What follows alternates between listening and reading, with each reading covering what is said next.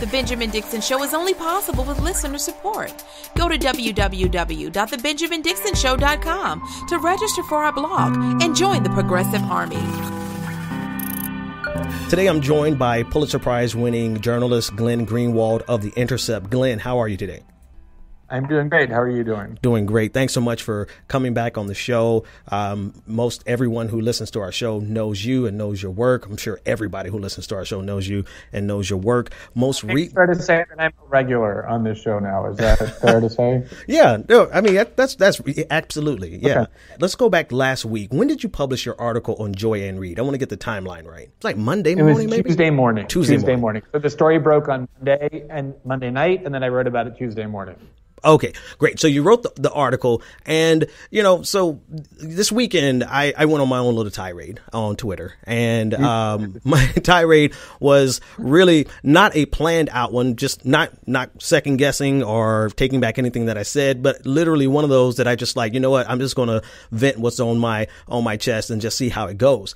And part of it, you asked me if I was subtweeting you, and then we just skipped the formalities and said, let's just have a conversation about it. So, yeah. So let's start with the article itself and the reason that you wrote the article, and then we can get into some of the things that I've said that made a lot of, not you particularly, but a lot of people very upset. I mean, I think I lost about 400 followers, which to me is like, that's a good Friday. Sometimes that just happens in this line of work. I mean, if you're not losing followers every now and then, you're not doing it right. It means right. You're probably playing to the crowd. I probably lost 3 times that many. There we go. With the stuff I was tweeting this week about this. So let me just give you my article was written at a time when the only people who were talking about what seemed to me to be a clearly newsworthy story and actually a pretty significant story were right-wing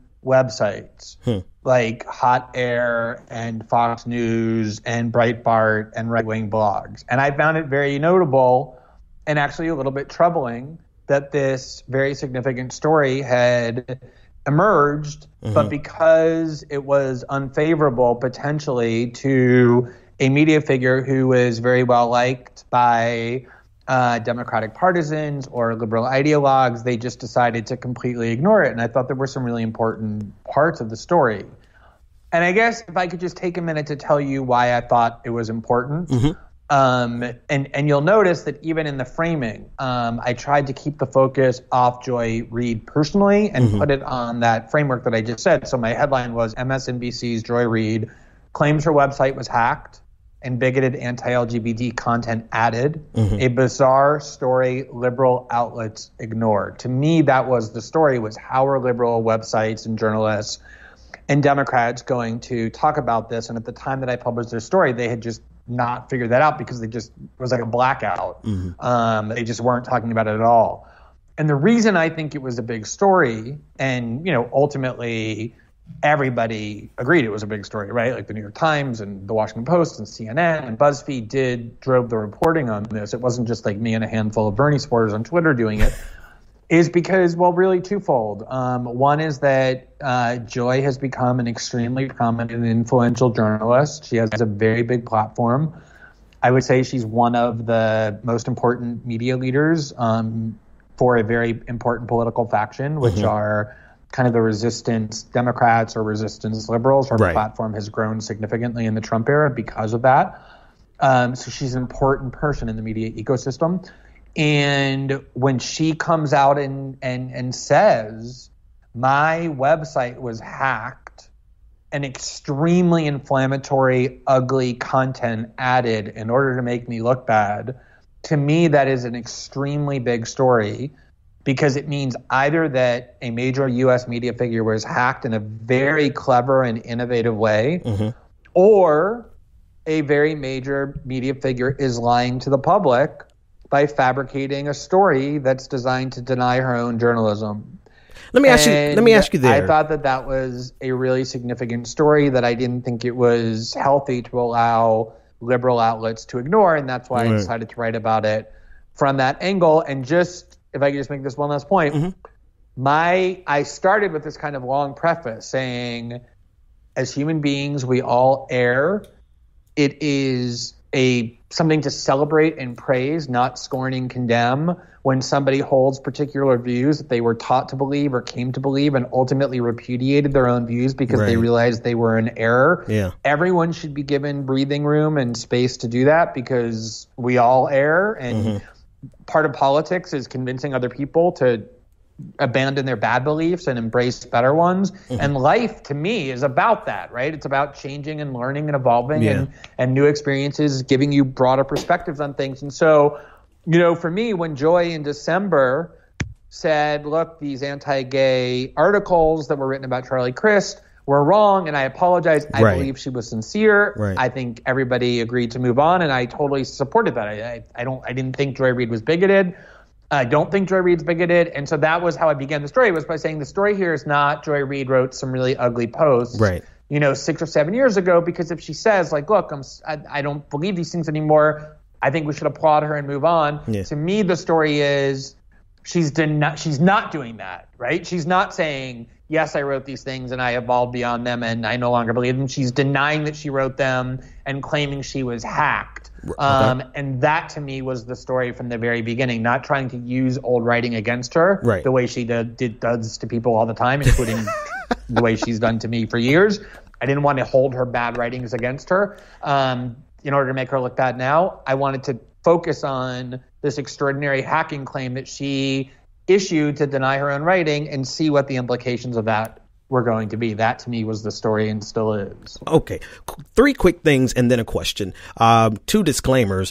One, I'm not a fan of Joy Ann Reid. I'm blocked by her on Twitter. I only say those things because I think people mistake everything that I had to say about the issue this weekend as a defense of Joy Ann Reid. And I'm like, no, it's not. Why would I defend someone that I'm not particularly a fan of her work? And that's number one. But then number 2, with everything that's going on, I saw you having to give that caveat several times, saying that, no, this isn't about what she said, because people have room to grow. The second disclaimer here is that I, too, have grown on that issue. Like, I'm very glad that I did not have a platform whatsoever when I was right there with Joy Ann Reid, I would have laughed at some of the stuff that Jon Stewart said about Dennis Kucinich's statements and the transphobic jokes that Jon Stewart made. We all evolve, and you've made that clear. And I don't know that people who want to be intentionally obtuse are going to actually give you credit for that.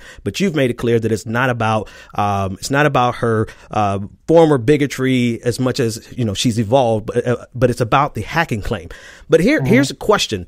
On the hacking claim, you've had to make it clear why this is an important story. And my gut reaction to when I read the story and I saw the story, I asked some friends, I'm like, do you guys really feel like this is noteworthy of The Intercept? Do you think this is up to a story that's important enough for The Intercept?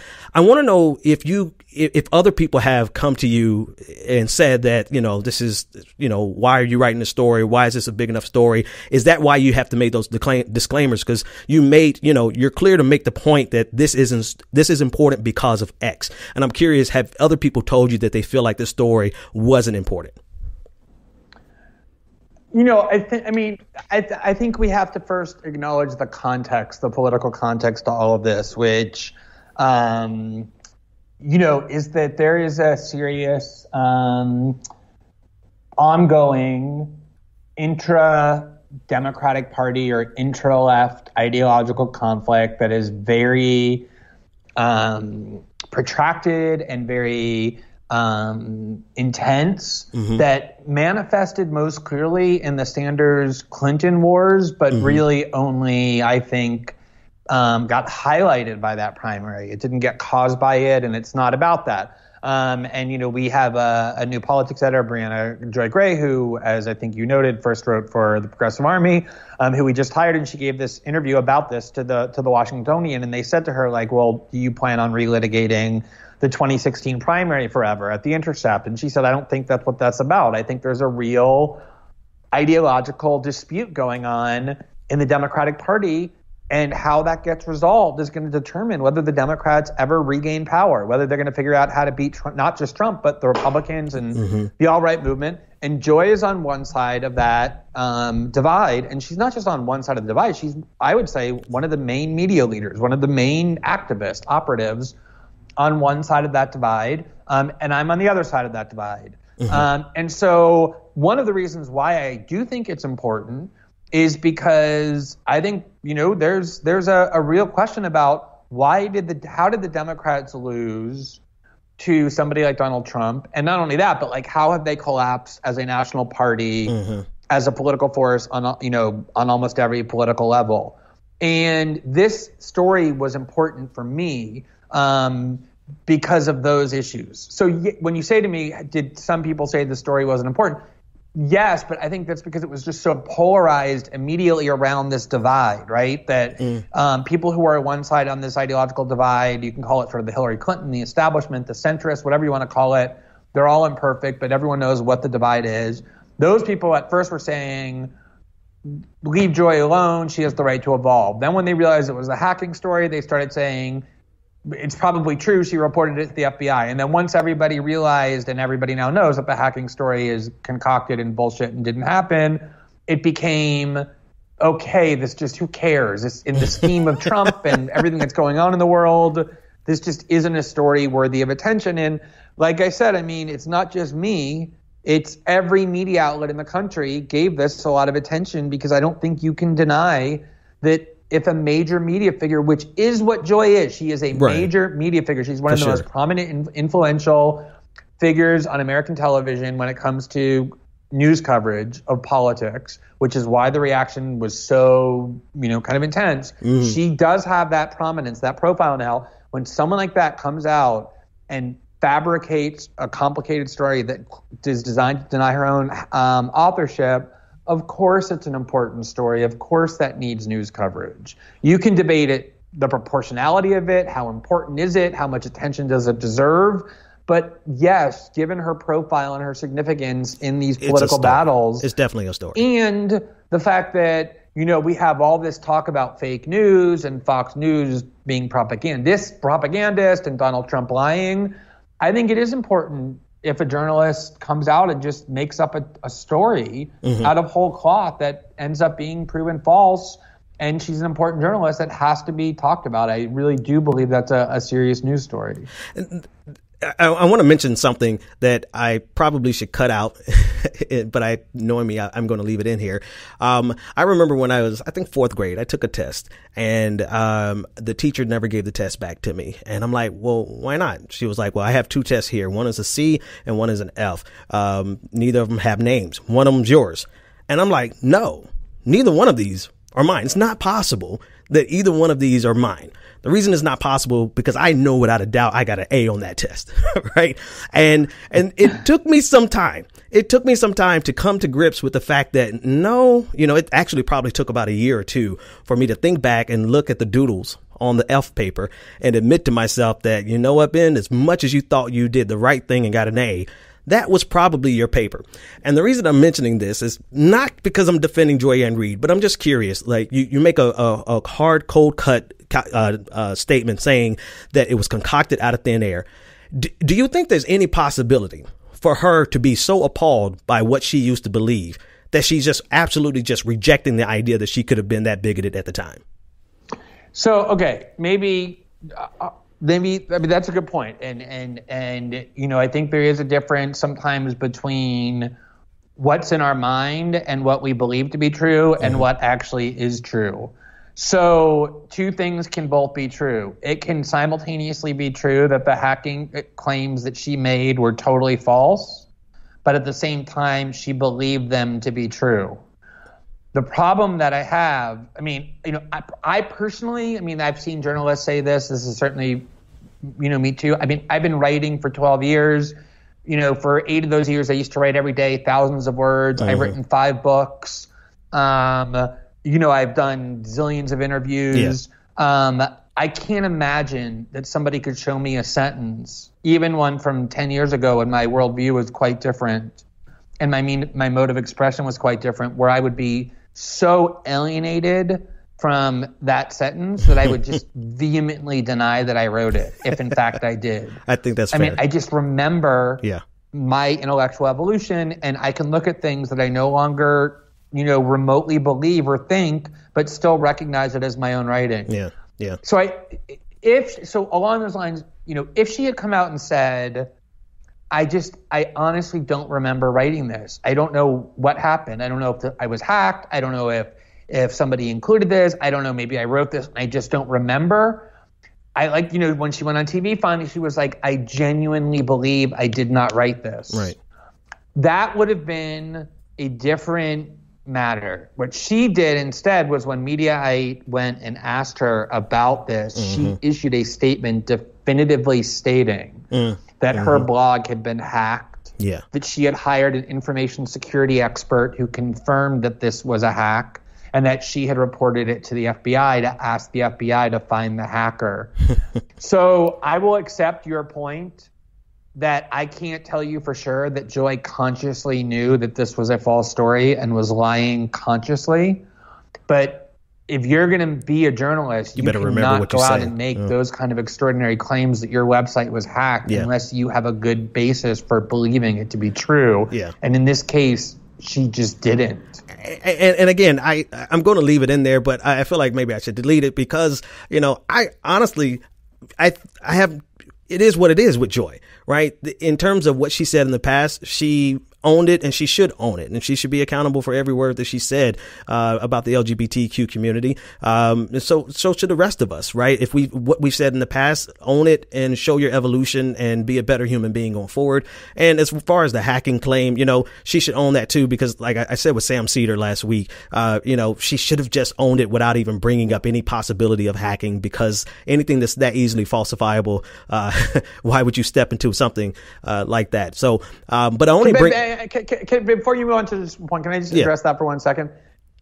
I mean, I can just tell you for myself, even as ugly, there's a big difference between what was found in December, the stuff about Charlie Crist, and the stuff this new stuff, right? This new stuff was much uglier. It was more overtly bigoted. It wasn't just about LGBTs, but also there was some stuff about Muslims that were ugly, some stuff about fat shaming Rosie O'Donnell. There was a lot of stuff in there that was just a big surprise for people who know the current version of Joy. But no matter how ugly it was, if she had just come out and said, look, I told you last December, and I'm saying again, I've changed as a person in the last decade.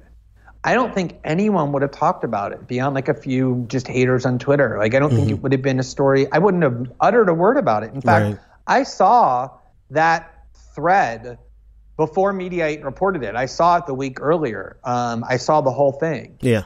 And, I have to say, I never mentioned it because I just figured, look, she's just going to say the same thing, which she already said, which is look, I've evolved. I've moved on. That's no longer what I think. I didn't even think it was worth a tweet. Right. Because I just figured she was going to say what she said. And, I have to tell you, I've been arguing with and fighting with Joy for a long time, way before she had any kind of a platform. The genesis of my interaction with Joy was I broke the story of the abusive, inhumane prison conditions in which Chelsea Manning was being held. Right. And Joy became one of the most vocal people mocking the idea that this was even a story, in part because she wanted to defend Obama, right? But in part because I just think ideologically she was kind of, she kept saying prison is meant to be harsh. And she, mocked it. And at the time, I sensed this kind of anti-gay, anti-LGBT tinge to how she was talking about both me and Manning, in a way that I couldn't prove. It's kind of like gaydar, or if you are a member of a minority group that is subject to pervasive discrimination, you don't always need somebody to say the words. You just can kind of get an intuitive sense for, when somebody's projecting that kind of hostility toward you. I always felt like that with Joy from the very beginning. And I did also think she evolved. And the thing I want to say is I honestly did not see the story about Joy. And I know a lot of people aren't going to believe this, but I really want to say this. I have no personal animus toward Joy Reid, the human being. It's really interesting that I met Joy once. We were on the Bill Maher show together, I think 2 or 3 years ago. And I knew, like, I was concerned that it was going to be tense and weird, and I didn't want it to be. So when she arrived, I, like, walked into her green room, and I extended my hand, and I said, "Hi, Joy, I just want to introduce myself. I'm Glenn. It's really nice to meet you." And we ended up, like, talking and chatting, like, amicably the whole night. We actually had fun together. We were, like, making fun of people and laughing about things. And there were even times during this week, I never thought MSNBC was going to fire her. I knew Democrats were going to rally against her. There were times this week when I kind of had these, like, pangs. I wouldn't call them guilt, but I was thinking to myself, like, wait, what happens if, as a result of, like, what I'm doing, Joy does lose her job, like both jobs, like the job at the Daily Beast, which she probably is going to lose, but also then her MSNBC show. She has kids, I think. Like, she's worked really hard to get to where she is. Like, I wasn't working to get her fired. And on some level, like, I would feel bad. There are very few human beings that I wish any ill on or want to, like, make their lives worse. Like, for sure. That was never part of my goal. I do dislike Joy intensely as a journalist and as a political activist and an operative, which I think is what she is, but I have zero animus toward her as a human being. And for me, the story, this is not, my interest was never Joy. My interest was showing that the Democratic Party and its main media figures and its leaders are willing to condone and sanction lying by a journalist as long as the journalist is on their side. That, to me, was the main point of this story, not specifically about Joy. So you mentioned something there, which actually is the only part where I come into the conversation, is after you wrote the article, the remainder of the week became, at least in the social media sphere, the Twitter sphere, which is relevant, right? People like to dismiss that, but what's said and the momentum that grows on Twitter actually has real life implications. And on the progressive end of the argument, it became about fire Joy Reid, end her career. She's a horrible person, all these types of things.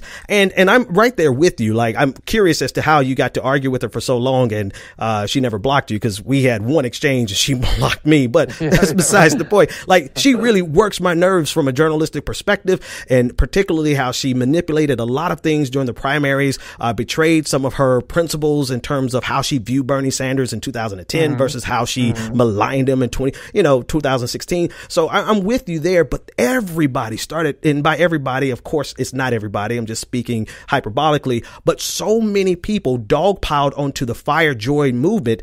And honestly, I was indifferent about it. I'm like, if you remember Drago from Rocky, if she's fired, she's fired. If he dies, he dies, right? I didn't really care one way or the other, but I started noticing all of the oxygen in the room for an entire week was focused from the progressive corner on firing Joy Reid. And I knew two things was going to be true. I knew, just like you, that the Democrats were going to rally behind her. And I knew also that this was a moment custom made for Joy to get on television and to look good. And she did. And I knew that all of the efforts, all the other major stories that all the oxygen was sucked out of the room for, were neglected. And I knew that ultimately it was going to be futile, because Joy wasn't born yesterday. She knows how to get on that television and to make things right and to come out looking better. It's not necessarily your problem, but I am curious what you think about that.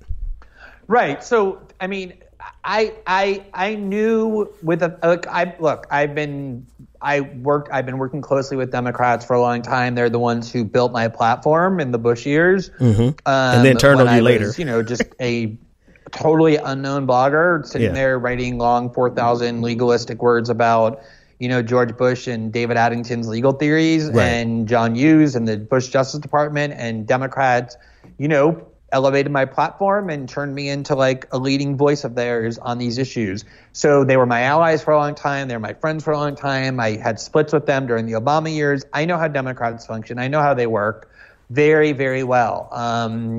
To borrow a phrase, like, some of my best friends are liberals. And so I knew that what you said is exactly what was going to happen. But to me, I do think it had value, because I think it shined a real light on MSNBC, on Democrats, and on liberals.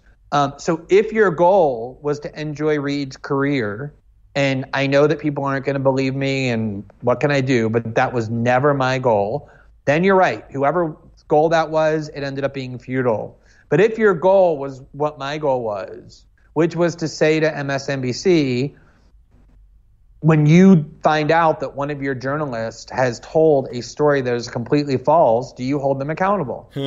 Or do you just ignore it? And saying to liberal journalists and leaders of, the Democratic Party, when a journalist who is faithful to your party ends up being exposed as having made a major mistake at best, and a very ethically questionable and dubious action, under all circumstances, even if you don't think she consciously lied. Yeah, for sure. Do you just paper over it and ignore it because she's on your side? Or do you apply the standards you claim to believe in to everybody equally? And the fact that MSNBC and all these people celebrated Joy, said, we love her even more now, and decided to pretend that the issue all along was her evolution on LGBT issues and to totally ignore the hacking story. Yeah. I think it was very clarifying and shined a light on who and what they are. And for me as a journalist and a writer, that's what I see my role as doing, is trying to shine a light on the truth, on what people really are and who they are. And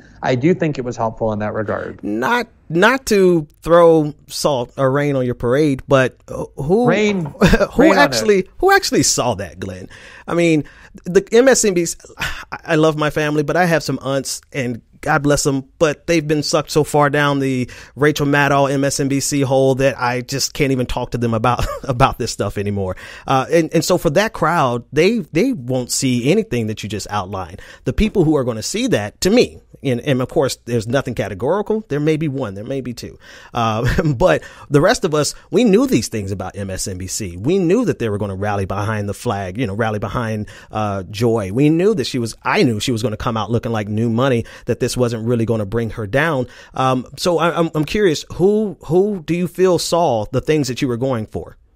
Well, so, okay, right. That's an important point that you're making, which is so many of these political conversations, like I was thinking about this with the whole Jim Comey book tour and the way all of Twitter was obsessed for a full week about dissecting Jim Comey's statements about Russia and subpoenas and Trump and leaks. I remember thinking, God, how removed and distant is all of this from the overwhelming majority of people who live in the United States, who do not wake up with Putin and Comey and Trump and subpoenas on their mind, right? This is this is theater for political junkies, right? Which includes you and me and most people who use Twitter for politics. Right. If you look at the trending terms on Twitter, most of the time it's about celebrities, it's about sports figures. Yeah. Most people in the country don't pay very close attention to these political conflicts. So you're right in that regard. The vast majority of people didn't learn some big lesson. But I do think that for the kind of, people who do drive the political discussions, for journalists at other news outlets, for, at other TV channels like CNN and ABC and CBS, for writers at the New York Times and Washington Post, I do think Joy's credibility took a pretty big hit. I think MSNBC's credibility took a big hit. And I think the credibility of everybody who decided to just overlook and ignore the hacking story took a pretty big hit within the circle of opinion-making elites who are a tiny fraction of the country. Hardcore Democrats are always going to love MSNBC and love Joy no matter what she does, and hardcore Republicans and conservatives are going to hate her no matter what she does. And if, same thing with Fox and Sean Hannity, the whole, it was the reverse with Sean Hannity and not disclosing Michael Cohen. Yeah. It didn't matter for conservatives. They still love Sean Hannity, but it mattered for how media figures outside of that bubble talk about Fox, and I think their opinion dropped even further of Fox and its journalistic standards because they let Sean Hannity get away with that. So I think you're right. It's not something that has moved millions of people, but I also think that it wasn't inconsequential either. Yeah, and even as you say it, I think you may have been aware of what the local NPR station here in Atlanta did to Anoa Changa with their hit piece on her being a Russian stooge, for lack of a better phrase.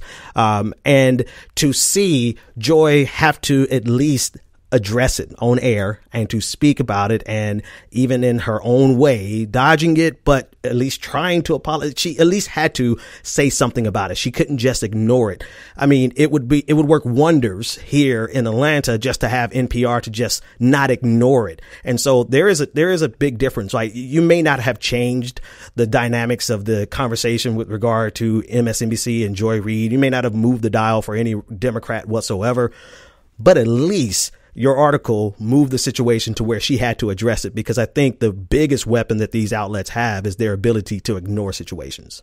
Exactly. And that was my goal. And you know, let me just say something about the Anoa situation, because I think it's really interesting, right? So a lot of times, and I think this is part of what I was responding to with what you were saying on Twitter, And part of the reason I asked you, you know, like, look, are you subtweeting me, is because I actually was hoping on some level that you were, so that we could have this conversation. And, you know, you were criticizing people who had spent a good portion of their social media capital on the Joy Reid story, and that certainly included me. So, you know, I also tweeted about the Anoa thing. Mm-hmm. You know, how many people, you know, Anoa is not anywhere near as prominent as Joy is in terms of the size and magnitude of her platform. Yeah. It was more of a local story since it was like an Atlanta newspaper, but I still tweeted about it because I felt like I could have an impact on it. Mm-hmm. And this is, I think, something really important, which is, you know, what we tweet about and what we write about, as not just as journalists and individuals, isn't always a reflection of what we think is the most important thing, right? So, like, you know, a month ago, I was contacted, or maybe 6 weeks ago, by Muslim activists in the Orlando area, like in Central Florida, who said to me, look, there's this huge injustice going on with the trial of Noor Salman, the wife of Omar Mateen, and also the media narrative that Omar Mateen targeted Pulse because he wanted to attack LGBTs is actually totally false. And we really feel like you can make a big difference using your platform. Not a lot of people are willing to challenge this narrative. Not a lot of people are willing to defend her. Right. You, because of your platform, we think can, and also because you're gay, if you're willing to do it, it just gives it like an added impact. And so I didn't have any views of it. I actually had believed that Omar Mateen targeted Pulse to kill gay people. I just never looked at the story. I just absorbed the narrative. And so I studied it, I looked at it, I did reporting on it, I interviewed lots of people, I read every document, and I came to conclude that, in fact, he didn't choose Pulse for that reason, and that the prosecution of Noor Salman was totally unjust. And I spent probably close to 2 weeks tweeting over and over and over and over about it. Not because I think it was the most important story in the world. I don't think Noor Salman's trial was the most important story in the world. I think climate change is more important. I think, you know, what Saudi Arabia is doing to Yemen and the suffering in Syria are more important.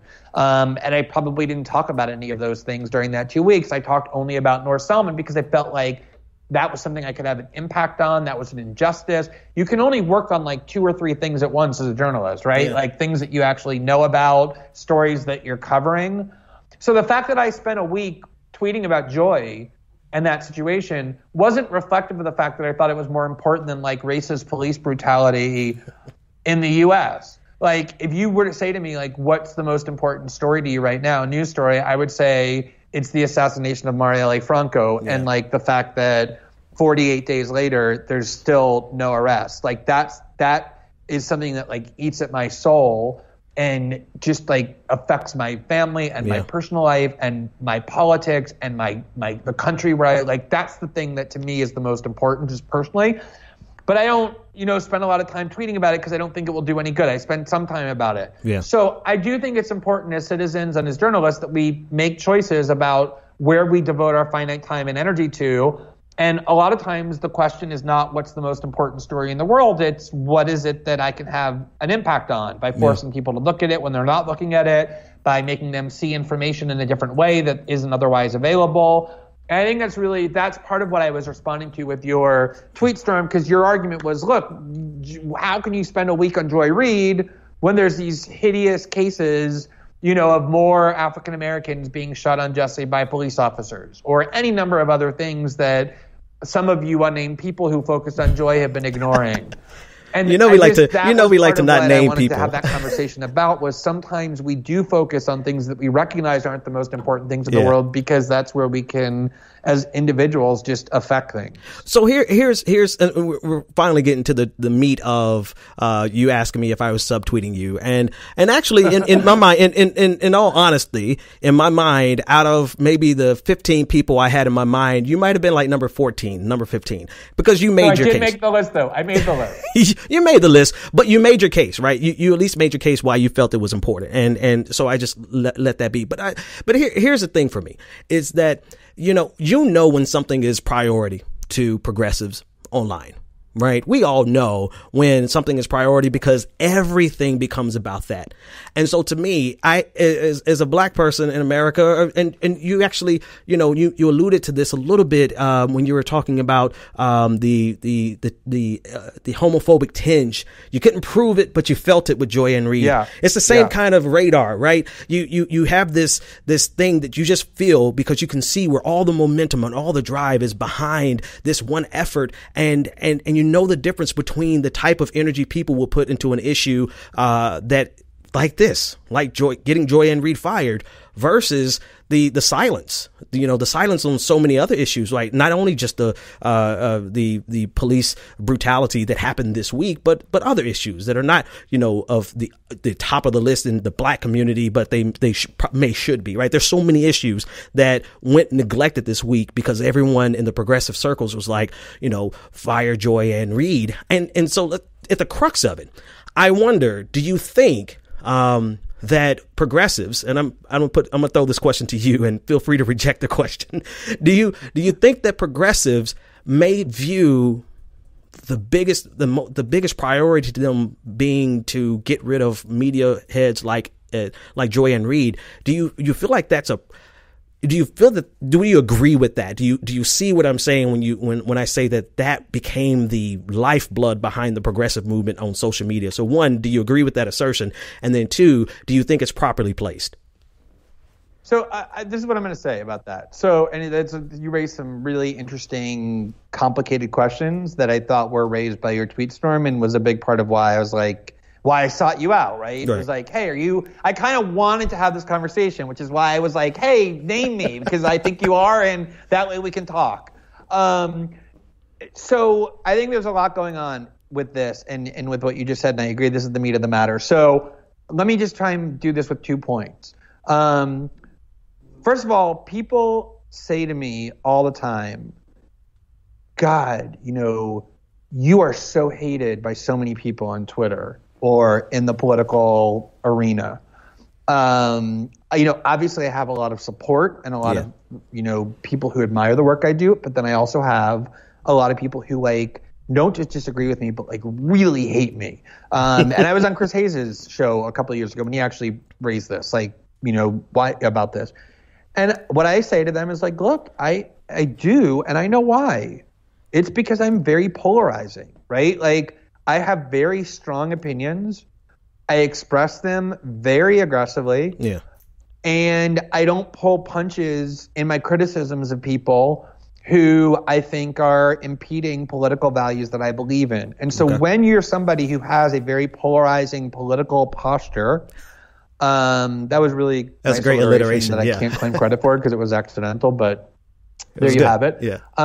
You're going to make a lot of enemies, right?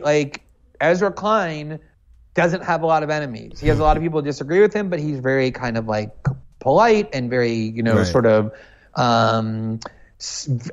unfailingly civil in his approach. And he's always trying to be in the middle and find the good in both sides. So no one walks around saying, I hate Ezra Klein's guts, but people walk around really hating me. Right. I see Joy very similar in terms of her style of communication and how she presents herself, how she argues, how she does journalism. To me, she's much closer to me stylistically than she is to Ezra, which in part is probably why we've been drawn to each other in terms of fighting with one another. It just so happens that she's on the other side. So of this, split that we've been talking about in the Democratic Party. So as vituperative and as aggressive as I was in my denunciations and condemnations of Hillary Clinton and her loyalists, she was just as vituperative and aggressive in her denunciations of Bernie Sanders and his supporters. Right. And so the people who hate me the most are the people who are on her side of that political divide. And if you're a Clinton loyalist or a Democratic centrist or whatever, and someone said to you, I'm a genie and I can grant you one wish, you can fire and destroy the life of one journalist, a very good number of them would say, oh, I know, I picked Glenn Greenwald. Yeah.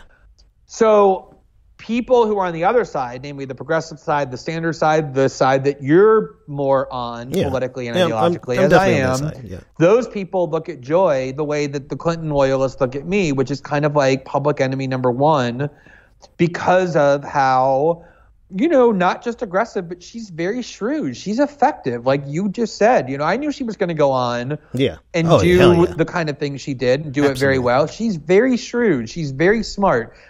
She knows how the media ecosystem works. She worked for the Obama campaign as a media aide. So part of why people hate her so much, who are on the other side of that Democratic divide, is because of her kind of very combative posture and because she's effective. And I think it's very similar to why people hate me. So I think that was a big part of it. Okay. Now, the race issue and all of that, it's the huge elephant in the room, right? Like, I'm sitting there for an entire week as a white male,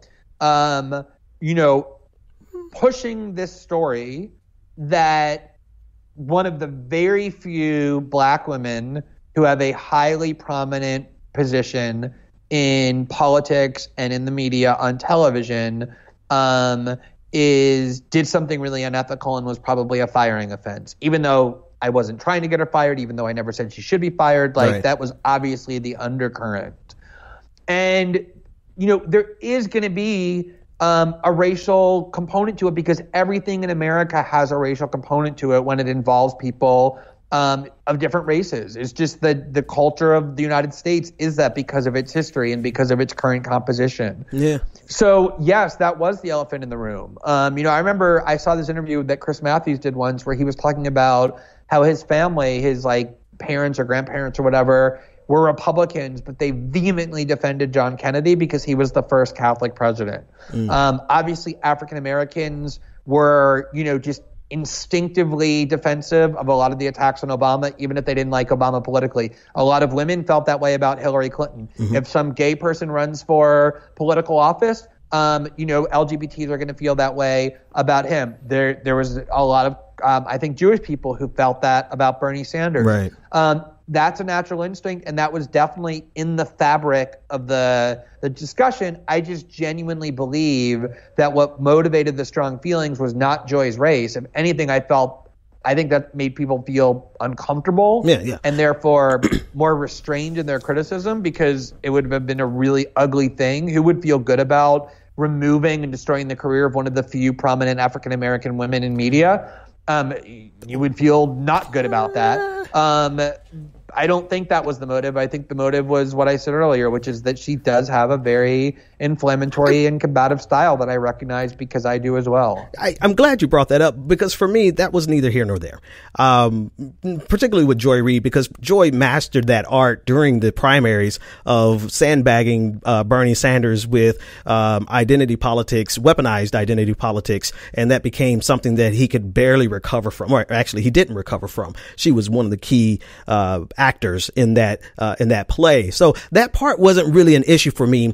The racial component that was an issue for me was the fact that, wow, I can't see this type of energy around issues that are so important to the black community from a bunch of white progressives as I see their energy going after Joy Ann Reid, who happens to be black, but I don't really care because that's irrelevant. But man, can we get this same type of energy to support the issues that are happening right now in our face this week? And we couldn't. That's what I was feeling. I wasn't really saying that you in no tweet. I'm very, very particular with my words, but in no tweet did I say that people were attacking her because, and I know that's not what you're saying, but so many people jumped in my mentions. Oh, this has nothing to do with race. You're right. It has nothing to do with Joy Ann Reid's race. It has everything to do with, hey, your black allies are sitting here with some really egregious examples of sexual assault by police officers this week, police brutality of a man in handcuffs in Henry County, Georgia,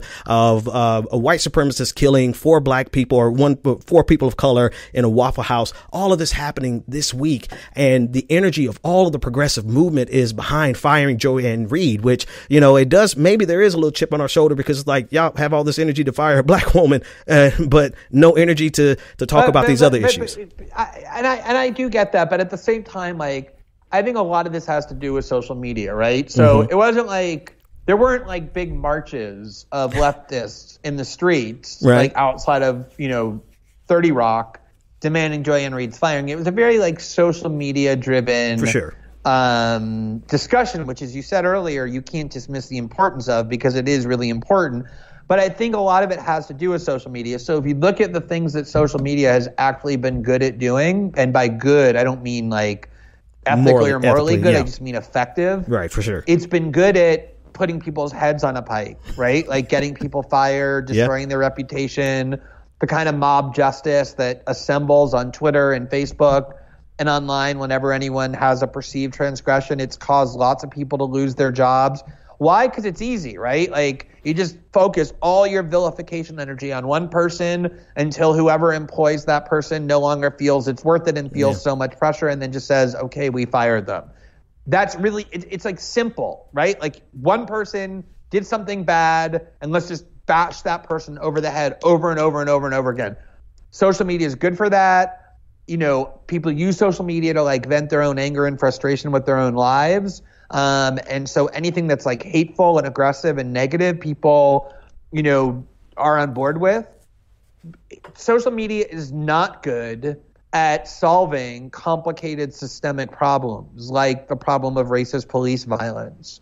You're not going to solve that with a week's worth of angry tweets from progressives. That takes a lot more sustained movement. It takes something like the Black Lives Matter movement that has been slogging and struggling for years, just for some mild reforms. So I think that, and that's what I was saying earlier, I don't think it's fair to look at what somebody's tweeting about and then draw inferences about what they think is important. A lot of times there are just certain things that are conducive to tweeting about and certain things that aren't. But here's what it does do, right? I agree with just about everything you said, but what it does do, it does signal to people who wholeheartedly support any issue. Like, I don't support the LGBTQ movement out of guilt because of my past homophobia. I support it because I genuinely hate to see examples of discrimination and hatred and harm done to that community. And so anytime I come across a story that I need to amplify or even report on or do a video on, I do it out of the abundance of my empathy for the community.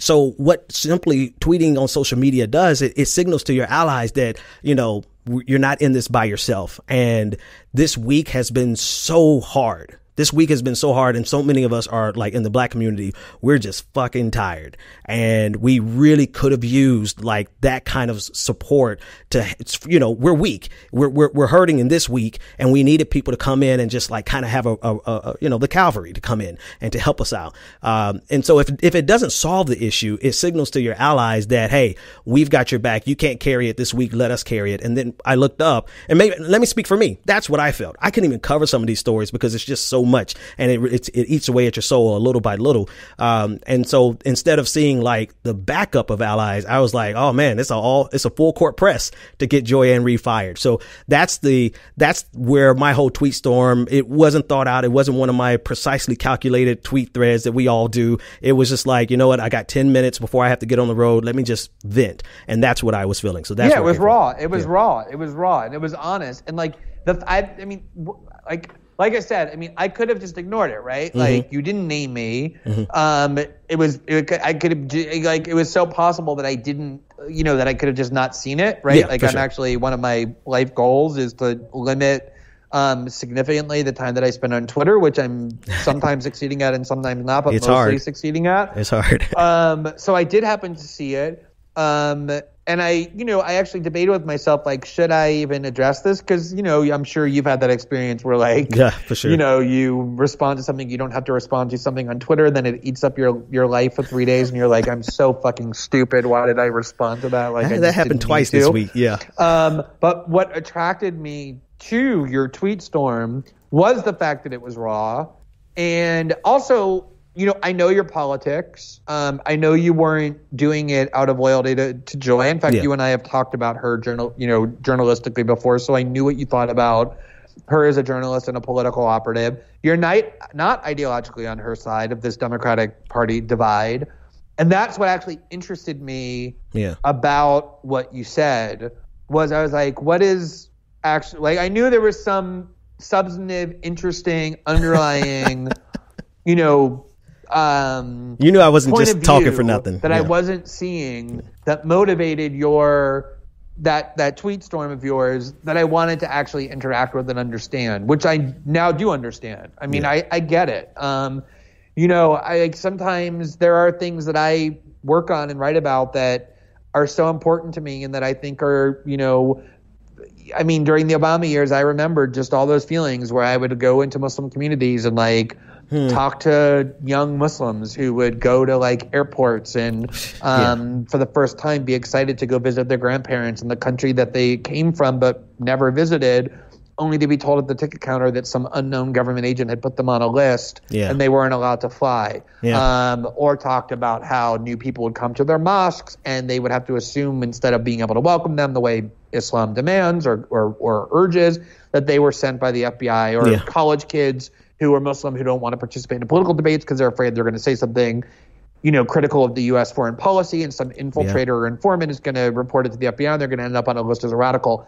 And the anger I'd feel about the fact that I couldn't get anyone to give a shit or pay attention to it, right? And all this other triviality and stuff. It's frustrating. It's so, it's infuriating. It's exhausting. But that's just sometimes that's how it goes. People's priorities are different than yours. And that's what I think is the important point, is if you look at it as, hey, there's these bad systemic police violence issues that are being ignored at the expense of trying to get Joy fired, I can see why you'd be angry. I don't think that's the right way to understand that story, at least for me, and I'd say for most of the people who covered it. I think it was more, there's this political faction that's doing a lot of damage, which are the hardcore Democratic Party loyalists. They've smeared lots of people. They've lied about people. They have weakened the Democratic Party. They're preventing the kind of reform that the party needs in order to challenge Donald Trump and his movement. And one of its leaders just did something really fucked up, and this is an opportunity to hold them to account.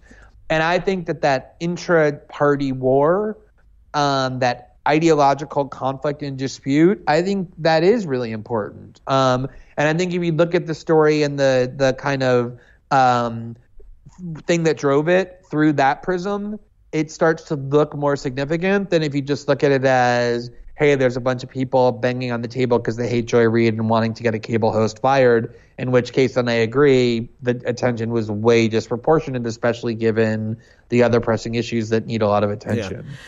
Yeah.